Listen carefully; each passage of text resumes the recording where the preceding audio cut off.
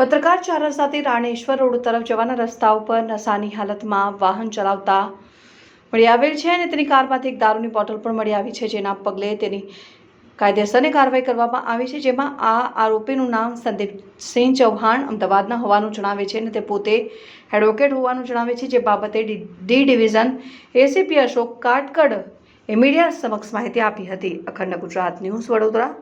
गई काले रात्रे 10 सवा 10 आसपास जेपी पोलीस स्टेशन विस्तार पत्रकार चार रस्ता थी राणेश्वर तरफ जवाना रस्ता पर एक व्यक्ति पीधेली हालत में वाहन चलावता मळी आवेल जे अने तेनी कार मांथी एक दारूनी बोटल पण मळी आवेल, जे बाबते तेनी विरुद्ध कायदेसरनी कार्यवाही करवामां आवेल छे।